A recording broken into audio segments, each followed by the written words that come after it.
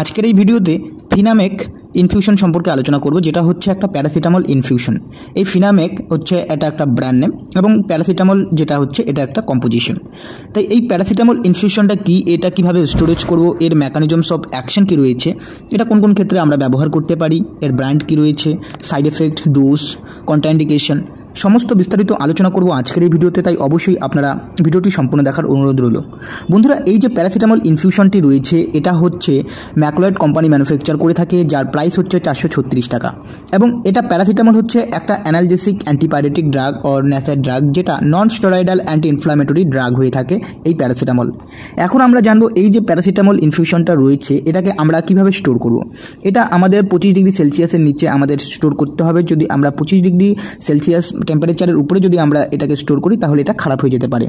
এবং আমরা ডাইরেক্ট সানলাইটের স্পর্শে রাখবো না, অর্থাৎ আমরা ডাইরেক্ট সানলাইট অর্থাৎ সূর্যের আলোর সামনে আমরা কিন্তু এই প্যারাসিটামল ইনফিউশনটা একদমই রাখবো না। এখন আমরা জানবো যে এই প্যারাসিটামল ইনফিউশনটা যে রয়েছে এটা কিভাবে কাজ করে, অর্থাৎ এর মেকানিজমস অফ অ্যাকশন কী রয়েছে। এই যে প্যারাসিটামল ইনফিউশনটা রয়েছে এটা হচ্ছে ইন্ট্রাভেনাস ইনফিউশন, যেটা আমাদের ভেনের মধ্যে কিন্তু দেওয়া হয়।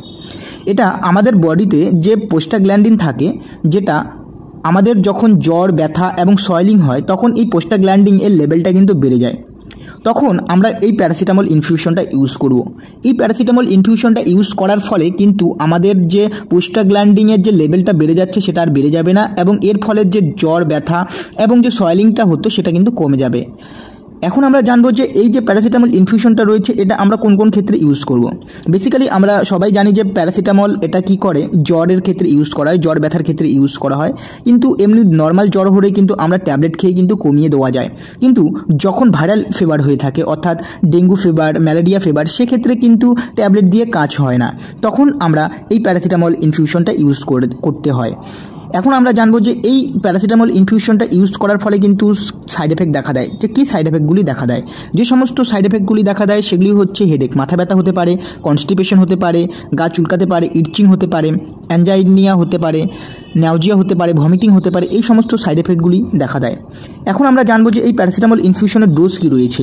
এর ডোজ হচ্ছে, যেহেতু এটা একটা ইন্ট্রাভেনাস এ দেওয়া হয়, ভেনের মধ্যে দিয়ে দেওয়া হয়, তাই এটা 15 mg per kg অনুযায়ী কিন্তু এই প্যারাসিটামল ইনফিউশনটা আমাদের বডিতে দেওয়া হয়। এবং এর ডোজটি অবশ্যই আপনারা ডক্টরের কাছ থেকে জেনে নেবেন, কারণ প্রত্যেকটা পেশেন্টের বডি ওয়েট এবং এজ অনুযায়ী তাদের কিন্তু ডোজ চেঞ্জ হয়। সেক্ষেত্রে অবশ্যই আপনারা এটি ডক্টরের পরামর্শ অনুযায়ী কিন্তু এই প্যারাসিটামল ইনফিউশনটা ইউজ করবেন। ডক্টরের পরামর্শ ছাড়া একদম এই ইনফিউশনটি ইউজ করবেন না। এখন বলছি কন্ট্রাইন্ডিকেশন কী রয়েছে, অর্থাৎ কারা কারা এই প্যারাসিটামল ইনফিউশনটি ইউজ করতে পারবেন না। যারা ইউজ করতে পারবেন না হচ্ছে যারা অ্যালার্জি পেশেন্ট রয়েছে, অর্থাৎ প্যারাসিটামলে অ্যালার্জি রয়েছে, অর্থাৎ প্যারাসিটামল খেলে অ্যালার্জি হয়, তারা ইউজ করবেন না।